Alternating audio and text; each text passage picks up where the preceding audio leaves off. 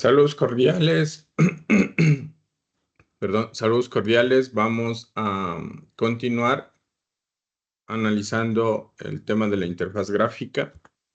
Habíamos en la sesión anterior hablado sobre los paradigmas de interacción y habíamos hablado sobre el paradigma de la computación ubicua que está relacionado con el IoT, el Internet de las Cosas, y habíamos mencionado que la informática o la computación ubicua tiene el objetivo fundamental de que los ordenadores se vayan integrando a las cosas que nos rodean comúnmente, a las tareas que realiza el ser humano. Es así como vemos que la miniaturización, ¿sí?, de los elementos, de los componentes, de los procesadores, de los chips, cada vez hacen que los objetos sean mucho más pequeños o que se integren directamente a estos dispositivos comunes que nosotros solemos utilizar. Les había mencionado que tenemos un foro donde debemos participar, poner nuestro punto de vista, cuáles serían las ventajas o las desventajas de la computación ubicua. Habíamos visto este video donde todos los dispositivos o los electrodomésticos, en su gran mayoría, ya en la actualidad, se pueden conectar a la red, a Internet, y a través de esto nosotros podemos monitorear o podemos hacer tareas desde la comodidad de nuestro celular. Aquí vamos a ver otro video de cómo, por ejemplo, la tecnología en relación a los asistentes de voz también marca un antes y un después en el tema del Internet de las Cosas. Vamos a colocar este video para poder observar. Come, say Alexa, call Neha. Calling Neha. Say hi to Mama. Hi, Mama. Hi, beta. How was your flight? It was long, but it was good. What are you doing? Alexa, play Bollywood songs. Playing Bollywood music.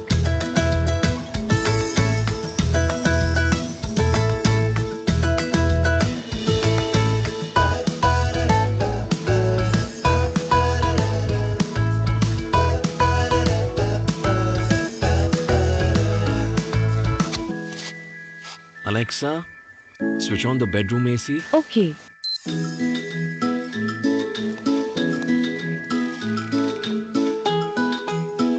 Alexa, play Family Man. Playing Family Man.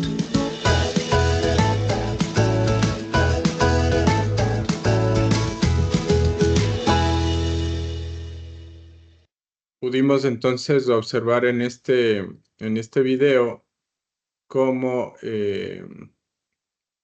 estos dispositivos electrónicos, ¿sí?, en el caso de los asistentes de voz como Alexa o como Google, nos permiten justamente interactuar a través de esta interfaz múltiple, ¿no? A través de los comandos de voz, a través de la pantalla táctil que estos poseen.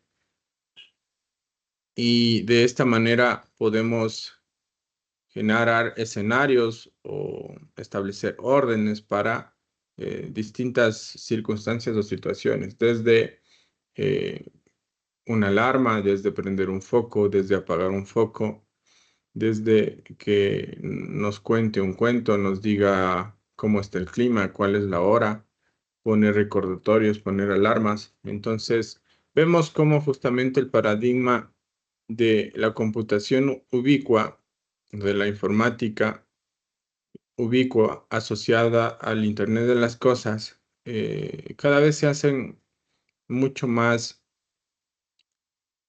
parte de nuestras actividades diarias, ¿no? Aquí vemos que, por ejemplo, el IoT o el Internet de las Cosas también están en el mundo, por ejemplo, de la seguridad, de la videovigilancia, a través, por ejemplo, de cámaras. Entonces, ahora, en la actualidad, nosotros podemos monitorear desde nuestro teléfono móvil, por ejemplo, y ver qué es lo que está pasando en nuestro At hogar, en Ring, nuestra we casa. invent stuff, like the Ring Veamos el Video video. Doorbell, Ring Alarm, and so much more. But where do we go from here? Introducing Ring Always Home Cam. Yeah, it's a camera that flies. What? We thought, what if we made a camera that can see every angle in your home without having a camera in every room, and make it smart enough so that you can teach it where to go? Like this? Yep, just like that. Cool. So, with the push of a button, it wakes up and goes here, there, or wherever you choose. You forgot the orange slices, didn't you? No way. Frankly, I blame the oranges. Hey!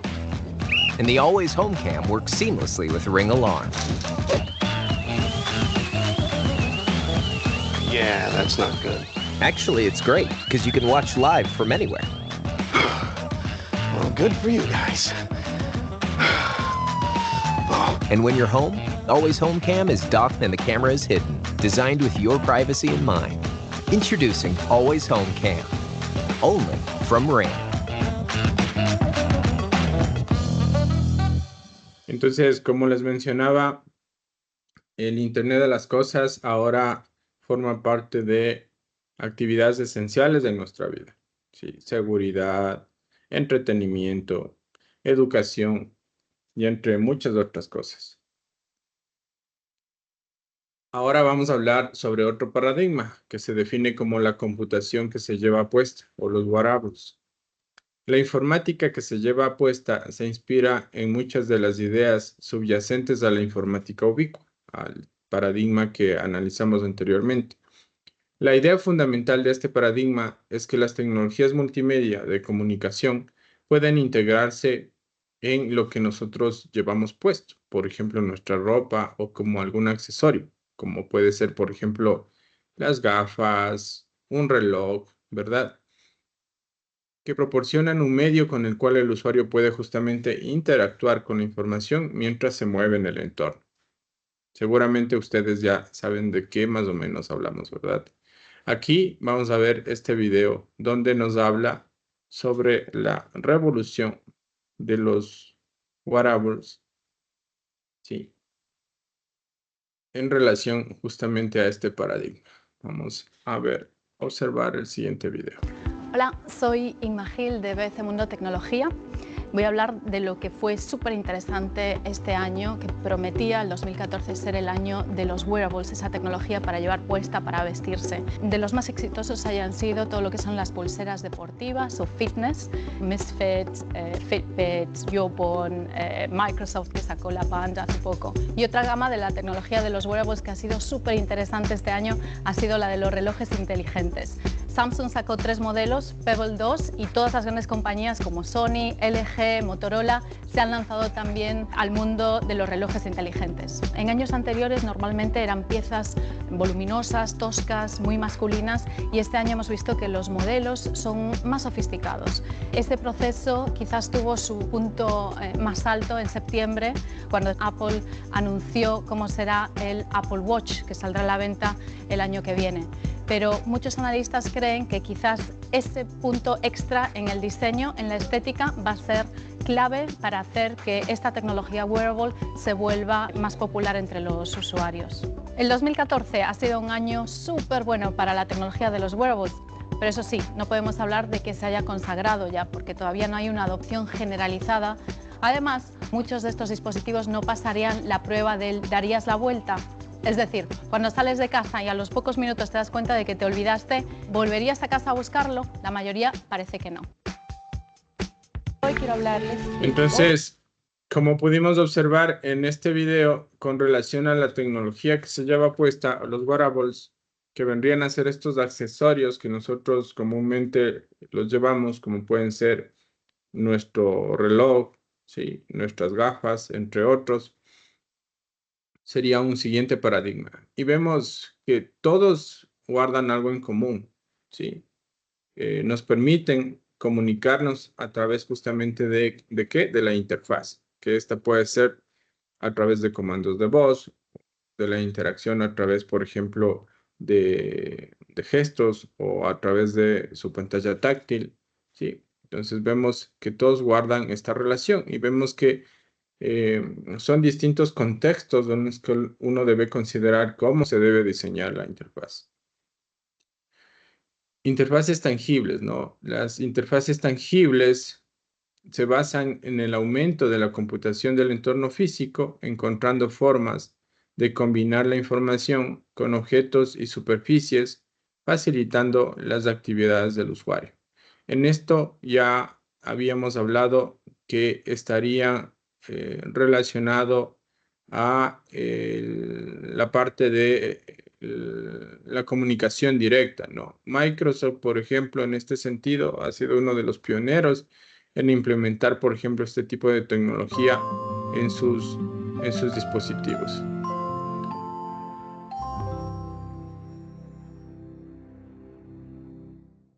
Hace unos días ha tenido lugar Veamos el el evento siguiente Microsoft video. Uy. Perdón, vamos a correrlo de nuevo.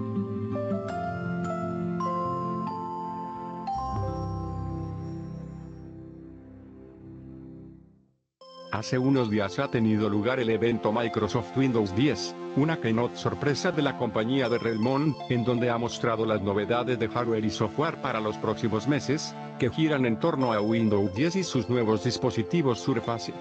Junto al nuevo Surface Book i7 y el ordenador enfocado a los creadores, Surface Studio, una de las novedades más interesantes presentadas en el evento Windows 10 ha sido Surface Dial, un nuevo dispositivo de control con la apariencia de un ratón circular. Su gran novedad es que puede pegarse en la pantalla táctil para llevar a cabo distintas acciones. Cuando usas la pantalla como un monitor convencional, Surface Dial se coloca en la mesa. Su rueda circular, el dial, se gira para hacer zoom en los documentos, avanzar o retroceder en la edición de un texto o imagen, pasar página, o cambiar de un documento a otro. Surface Dial posee también otro modo de uso. Puedes pegarlo a la pantalla táctil para seleccionar funciones, cambiar los colores o el tipo de letra con una mano, mientras escribes o dibujas con la otra. Otra de las aplicaciones de Surface Dial al colocarlo en la pantalla, es la aparición de unos botones virtuales que varían en función de la aplicación que estés utilizando. Estos botones ofrecen distintas funciones y se activan girando el dial y pulsando para actuar. Como se puede ver en la imagen, los iconos virtuales y la función de giro del dial cambian según el programa que estamos utilizando. Guardar, cambiar el volumen, poner en marcha aplicaciones, cambiar de capa en una imagen. Todo al alcance de la mano sin tener que desplazarla, como hacemos cuando usamos el ratón. El control áptico transmite vibraciones a través del aluminio del dispositivo, para aumentar la inmersión durante el trabajo creativo. Aplicaciones de Microsoft como OneNote, Office, Grove Music o Plumbago, serán compatibles con Surface Dial. Un nuevo dispositivo que parece realmente útil para creadores. Vemos entonces que en el caso de este paradigma de las interfaces tangibles, ya tenemos muchas propuestas innovadoras. Justamente una de estas es la que propone Microsoft, ¿sí? Con sus dispositivos Surface, sobre todo diseñados y desarrollados para arquitectos, creativos, ingenieros. Y a través de estos accesorios, de estos dispositivos, nosotros podemos tener una interacción más natural, más intuitiva, en el caso de estas herramientas que pueden ser complejas de utilizar solamente a través, por ejemplo, de un teclado o de un mouse. Ahora vamos a hablar sobre otro paradigma que es la realidad aumentada, que seguramente ustedes habrán ya escuchado o habrán visto, quizá algunos de ustedes incluso habrán tenido ya algunas experiencias o alguno de estos dispositivos donde han podido experimentar todos estos paradigmas. El paradigma de la realidad aumentada es otro tipo de interfaz tangible, ¿no? En el que las representaciones virtuales se sobreponen a los objetos reales, acercándonos al mundo físico y el virtual, ¿sí? Aquí vamos a ver, por ejemplo, este video donde se pone a prueba este concepto de la realidad aumentada. The magic of augmented reality is not limited to social media apps or mobile games. Today, AR is a highly sought-after technology in many fields, particularly education. Be it classrooms, medical procedure rooms, military camps, or manufacturing assemblies, customized AR apps can offer the best training. Experiencing AR doesn't require buying bulk headsets or devices. Just with your mobile phone and its camera, you can enjoy the immersive AR experience. So how does augmented reality transform digital learning experience? It's said that the human brain processes visuals 60,000 times faster than text. 90% of information transmitted to the brain from our senses happens to be visual. For example, a theoretical lecture on human anatomy is less effective than a 3D modeling powered by an AR application. AR applications in classrooms can improve learning experience, simplify complex concepts, enhance student engagement, and motivate learners. Manufacturing and automotive companies use AR to optimize industrial work training. Augmented reality can let employees get hands-on practice, identify more training opportunities, provide a safe learning environment, and support novice remote workers on the field. Augmented reality has eliminated the time and location barriers that constrain learning. Entonces, el paradigma de la realidad aumentada nos permite, nos acerca, como mencionaba, el mundo físico y el mundo virtual. Al utilizar dispositivos, la cámara, por ejemplo, de su teléfono celular, para poder insertar objetos o simular cómo se verían objetos, por ejemplo, en el mundo físico, antes de, por ejemplo, adquirirlos. En este sentido, por ejemplo, vemos como una de las grandes empresas, tal vez conocidas por ustedes como IKEA, ha implementado esta tecnología para lograr que sus usuarios puedan tener esta experiencia de ver, por ejemplo, cómo se ve un objeto en un espacio específico antes incluso de comprarlo. IKEA would like everyone to know about Place, our new augmented reality app. Built on Apple's new AR kit, you can easily place true-to-scale 3D models of IKEA furniture in your place. Scan, browse, select, move, and place. So that could mean less of this. And less of this. And probably more of this. We want to make it easier for people everywhere to imagine a better place. Share this place and this place. Try place in your place. Sí, entonces, Hey, esto nos facilitaría muchas cosas, ¿no? Y nos permitiría, como les mencionaba, tener esa experiencia de ver, por ejemplo, en el caso de los muebles, cómo estos se pueden, cómo quedarían dentro de un espacio físico sin la necesidad de haberlo comprado aún. Estas aplicaciones son muchísimas, sobre todo, por ejemplo, en la venta justamente de productos, ¿sí? Esto entonces se refiere al tema del paradigma de la realidad aumentada. Los entornos atentos. Sí, los entornos atentos se refiere a el objetivo que el ordenador se anticipe o que estos dispositivos se anticipen a las necesidades del usuario, de manera que sepa qué quieren hacer. Sí, en este caso el control deja de tenerlo el usuario, pasando a ser el ordenador quien controla el entorno.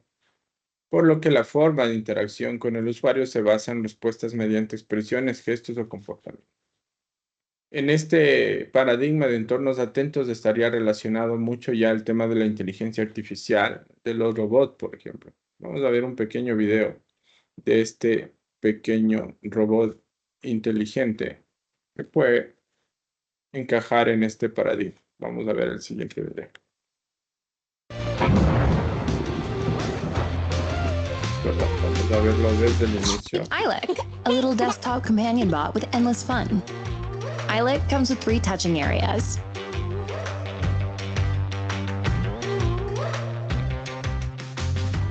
petting his head, belly, and his back. Ooh, don't touch his back when he's upset, or Eilek will hit you with his sword, gun, or taser.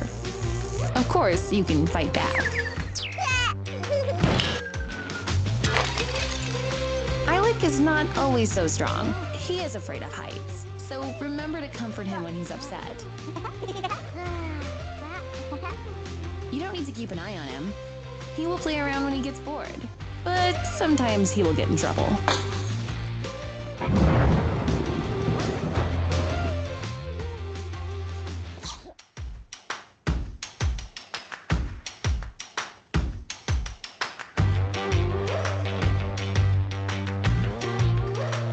Eilek is growing. You can connect him to your Mac or PC to unlock more content.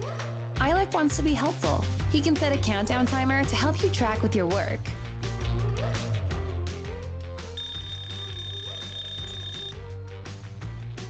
And he loves to play games with you. You can snap 2 Eileks together to start the magic moment. Hola. Okay. Cheers.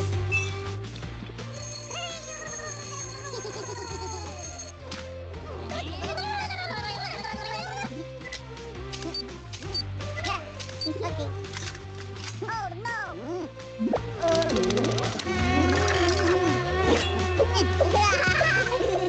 Not enough? How about this?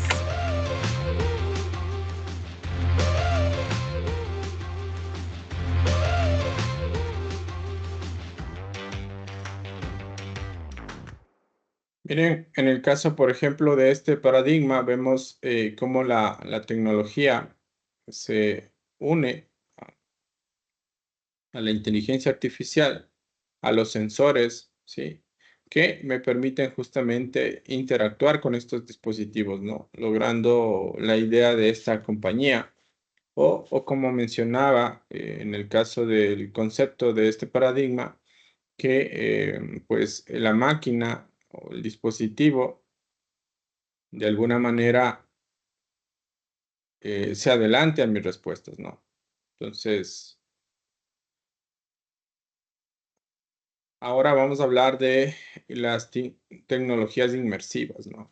Otro paradigma está relacionado justamente con la realidad inmersiva, que parte de la realidad aumentada, pero para hacerlo mucho más experiencial, ¿no? O sea, vivirlo más en profundidad, las experiencias. Vamos a ver este video, por favor. Aquí vamos a ver un mix de todas estas tecnologías. Como bien sabes, la realidad virtual y aumentada son tecnologías que están en auge hoy en día y existen muchas más. Si aún no las utilizas en tu empresa, es tal vez porque sabes muy poco de ellas. A continuación, te ayudaré a que conozcas en detalle las más relevantes.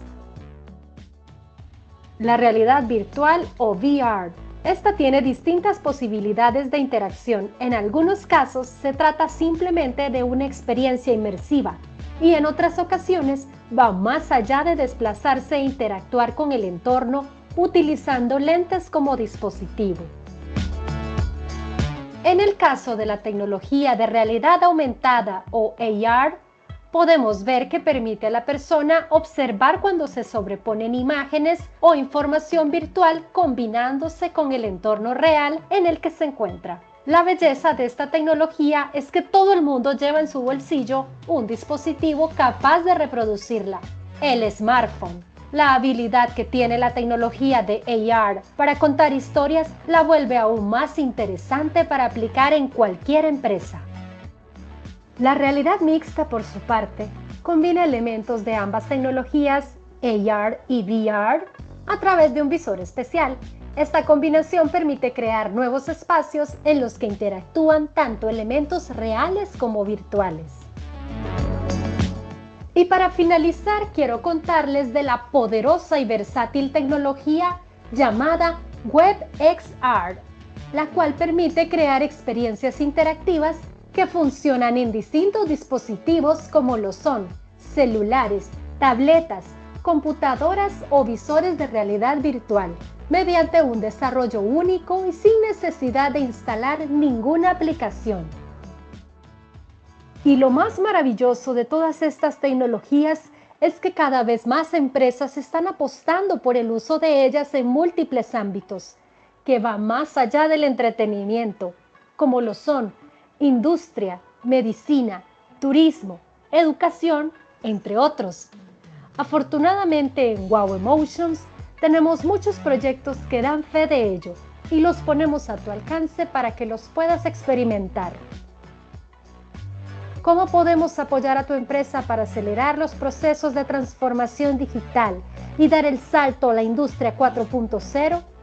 Contáctanos para programar una reunión. Vemos cómo estos paradigmas, ¿sí? Tanto cuando hablamos de la interacción directa, ¿sí? Cuando hablamos de la computación ubicua, de la realidad aumentada, de la realidad inmersiva, todos tienen, como les decía, o comparten algo en común, que es la interfaz, ¿sí? Cómo estos dispositivos nos permiten a los seres humanos comunicarnos a través de ellos.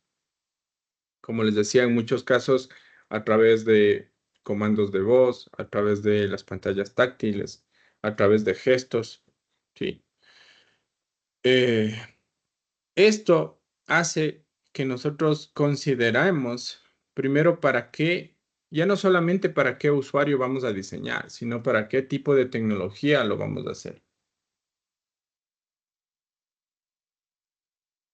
Por eso es necesario conocer el contexto sobre el que se va a diseñar un dispositivo o se va a proponer un diseño basado en tecnología, ¿sí?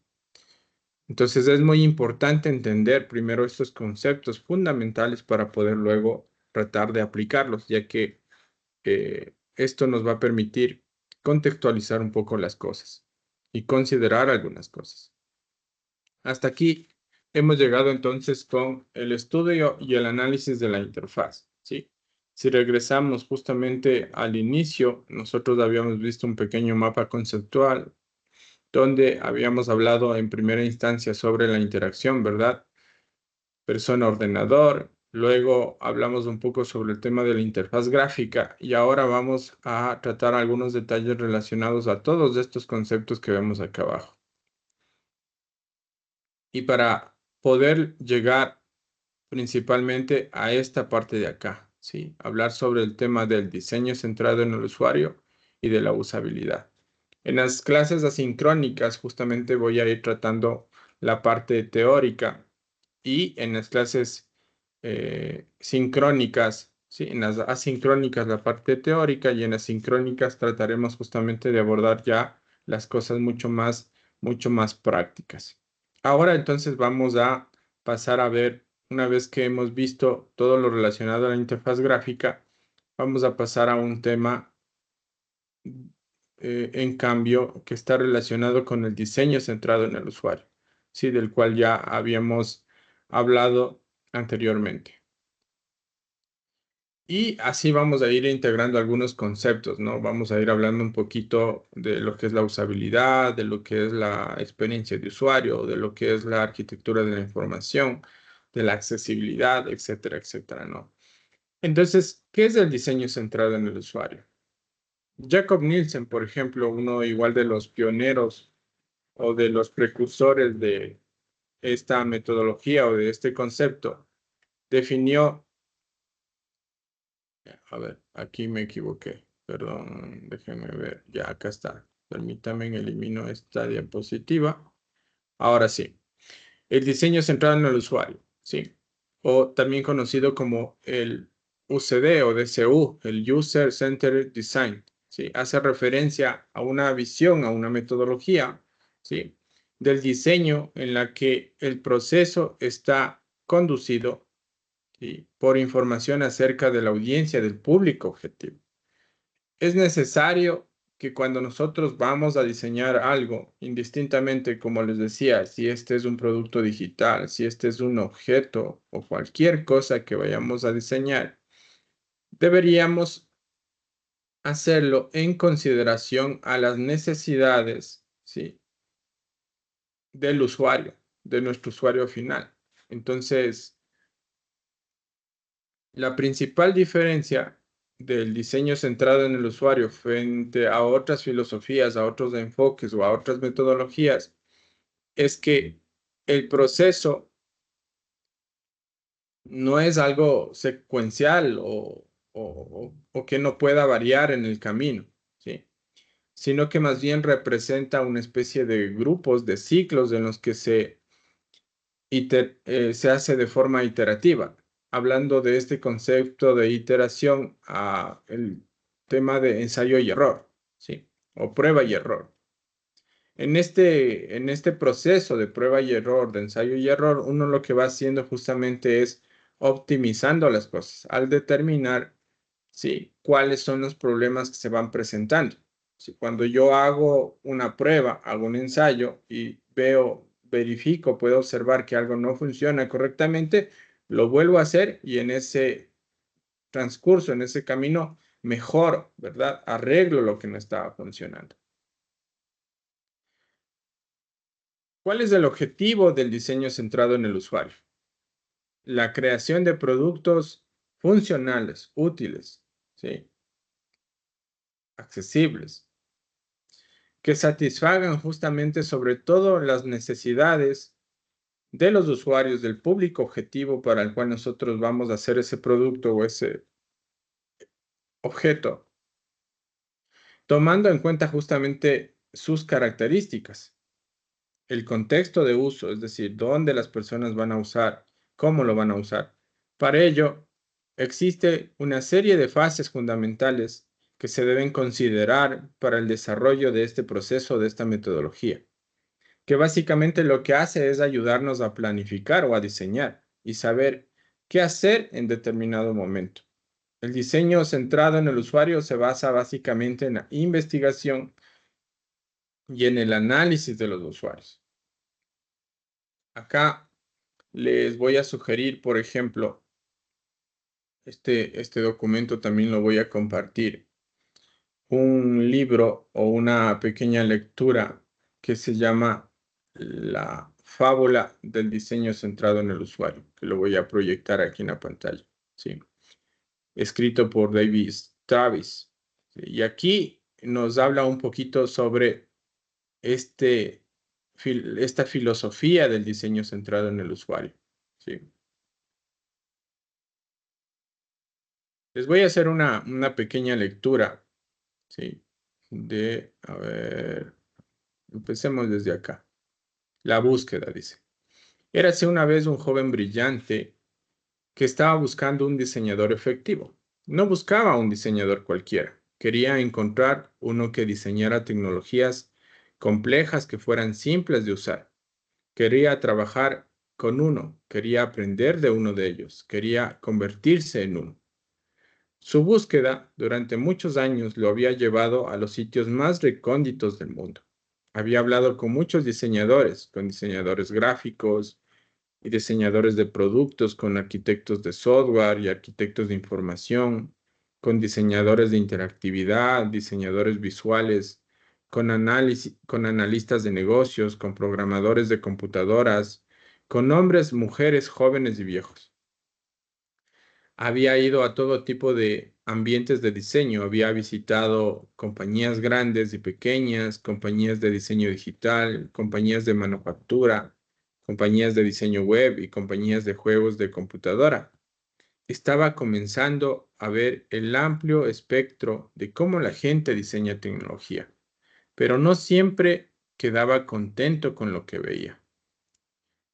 Había visto muchos diseñadores cuyos productos, software y sitios web eran descritos como atractivos. O sea, eran bonitos, ¿verdad? Visualmente eran bonitos. Algunos de sus clientes pensaban que ellos eran buenos diseñadores. Muchas personas que intentaban usar sus diseños pensaban de otra manera. Cuando el joven entrevistaba a cada uno de los diseñadores, él preguntaba, ¿qué tipo de diseñador diría que es usted? Sus respuestas solo variaban levemente. Mis diseños son visualmente impactantes. Yo diseño interfaces que la gente encuentra atractivas. Él escuchaba el orgullo en sus voces y su interés en estética. El joven también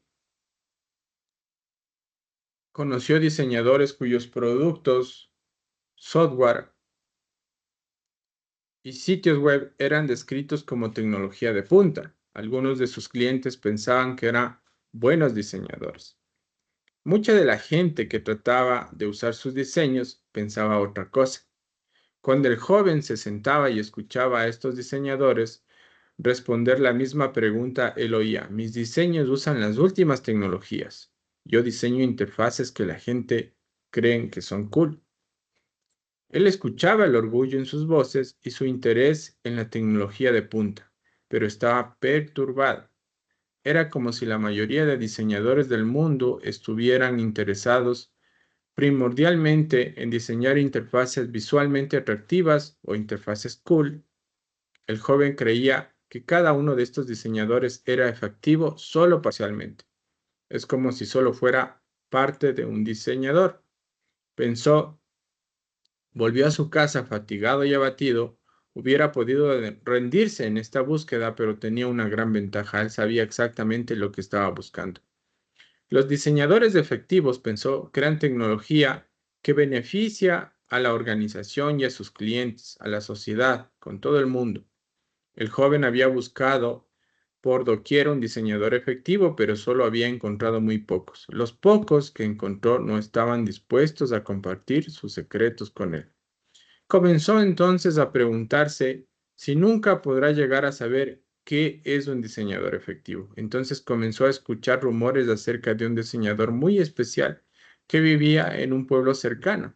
Escuchó que a los clientes les gustaba trabajar con él y que a los usuarios también les gustaban sus diseños. El joven se preguntó si todas estas historias eran verdaderas y, de ser ciertas, si este diseñador estaría dispuesto a compartir sus secretos con él. Con gran curiosidad le escribió un email pidiendo una cita y 10 minutos después recibió la respuesta. Al diseñador espacial lo recibiría en la mañana siguiente. Así que solamente les cuento esta pequeña introducción. Es una muy bonita e interesante lectura y sobre todo nutritiva, donde vamos a aprender, justamente cuál es la diferencia entre hacer un diseño bonito, un diseño cool, y hacer justamente un diseño funcional, un diseño accesible. Pero dentro de esta lectura se habla de 3 secretos y nosotros los vamos a resumir un poquito acá para entender de qué se trata. El primer secreto que menciona este diseñador efectivo en esta lectura es lo que se conoce como el foco temprano y continuo en el usuario y sus tareas. ¿Esto qué significa? ¿Qué nos quiere decir? Que es necesario identificar cuáles son los usuarios del sistema y lo que ellos quieren hacer con este producto o con el sistema. ¿Sí? Observar a estas personas en un contexto, en su contexto, es decir, en el espacio donde ellos se desenvuelven normalmente o diariamente. Escuchar los problemas que tiene la gente al utilizar estos productos. Es necesario, y aquí van apareciendo ya algunos conceptos interesantes, ¿no? Crear perfiles de usuario. Esto lo vamos a ver a qué se refiere cuando menciona el tema de crear perfiles de usuario, ¿sí? Retratos, que vienen a ser estos retratos hablados de los tipos de clientes, justamente basados en la investigación o en los hallazgos de una investigación previa, no en suposiciones, ¿sí? No en suposiciones. El foco temprano viene de conocer de esa inmensidad de personas, de esa gran cantidad de gente que existe, ¿sí? Que hace actividades diferentes. ¿Cuál es específicamente su público objetivo al cual usted va a dirigir su producto? ¿Sí? Porque ese usuario tiene características específicas y desarrolla sus actividades en un contexto específico.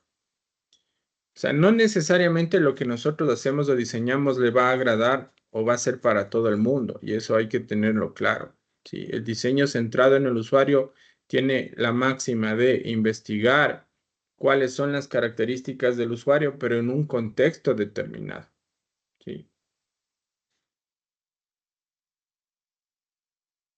Y aquí viene la principal máxima del foco temprano y del diseño centrado en el usuario. Suponer es bueno, pero averiguar es mejor. ¿Sí? Buscar motivaciones, entender el ambiente en el que la gente usa determinado producto, poner énfasis sobre todo en estas tareas críticas. Ahí en la lectura vamos a escuchar de las líneas rojas, ¿sí? Y brindar la ayuda para que el usuario pueda terminar, pueda encontrar o pueda realizar una tarea, ¿sí? Hay que entender, entonces, para quién vamos a diseñar. ¿Qué es lo que la gente realmente quiere hacer con ese producto? Y en el ambiente, como les decía, en el contexto en el que va a ser utilizado. Eso es básico, eso es importante cuando nosotros hablamos de diseñar productos funcionales, usables y accesibles. Si nosotros vamos a hacer cualquier producto que no necesariamente cumpla estos principios, pues nos evitamos de todo esto. Pero si es que nosotros queremos, pretendemos hacer productos funcionales, usables y accesibles, pues es necesario. El tema de la investigación es necesario. Sí. Luego vamos a ver que para hacer esto existen una serie de herramientas que podemos utilizar. Sí, lo vamos a ir desarrollando a medida que avanzamos.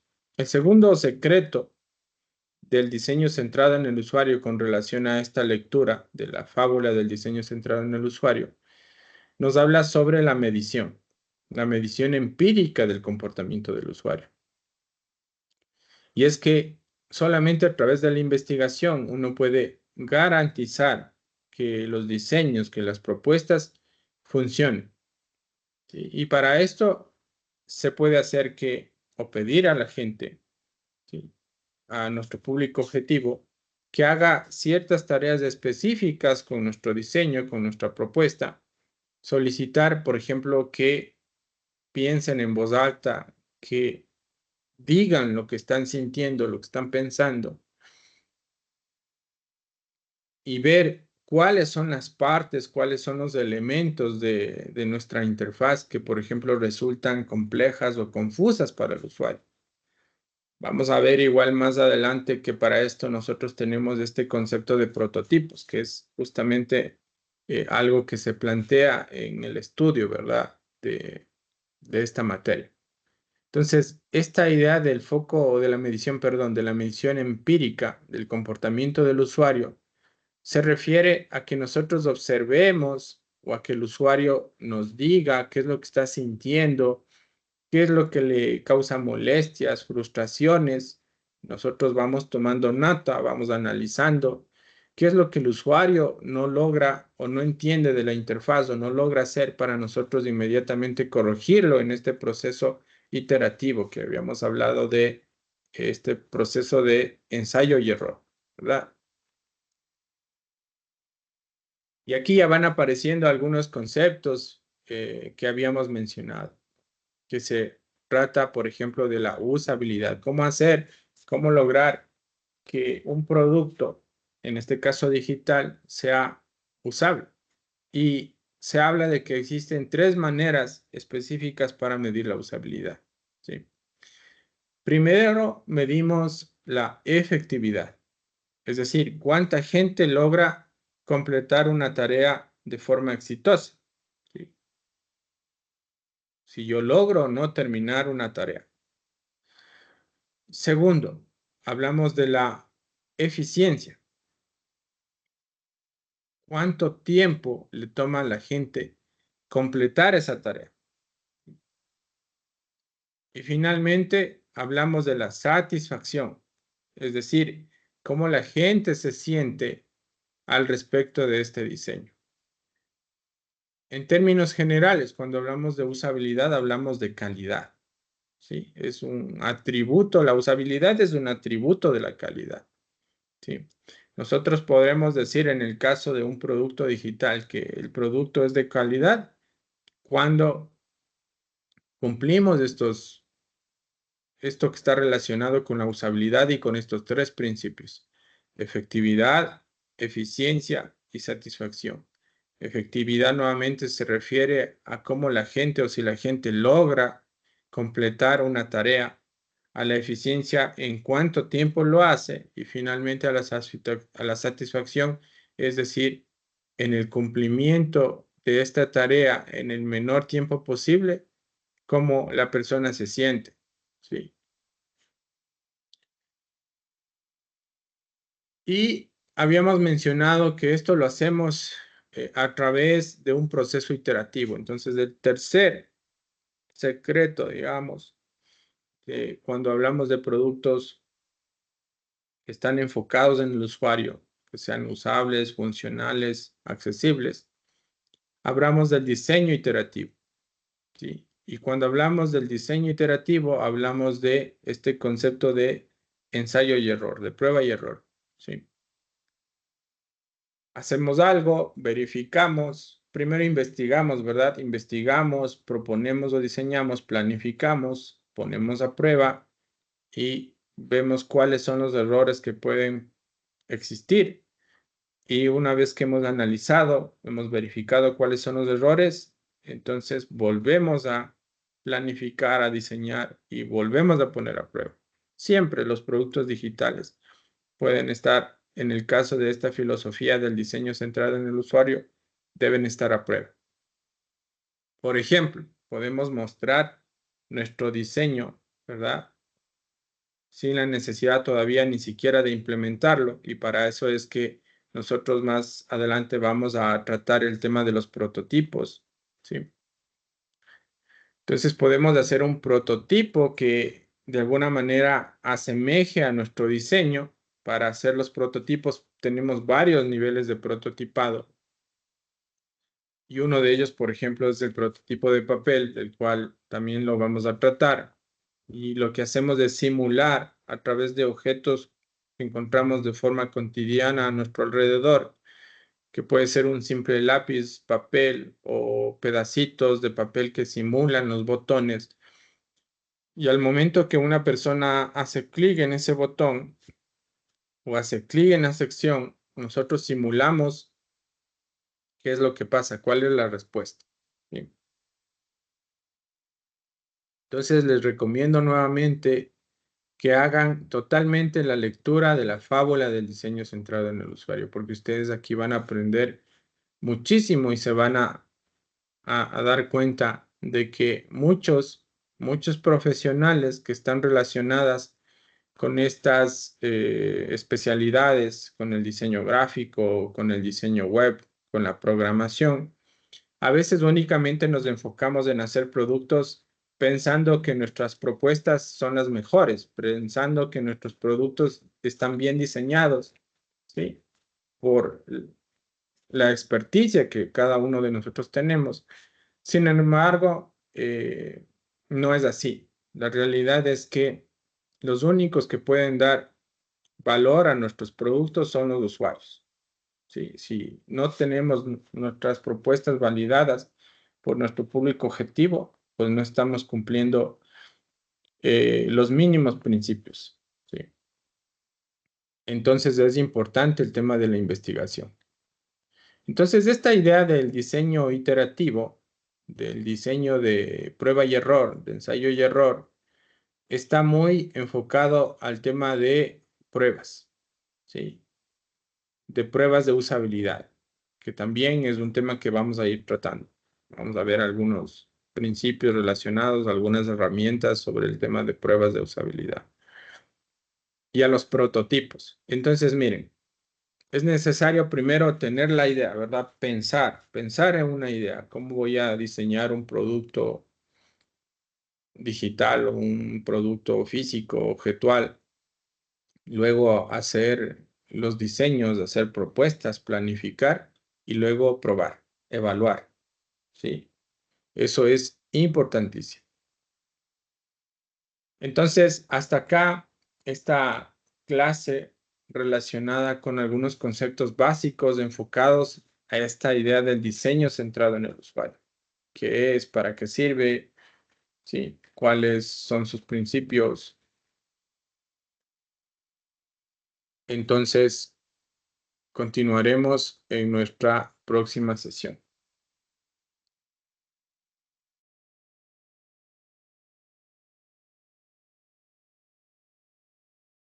Vamos a detener la grabación.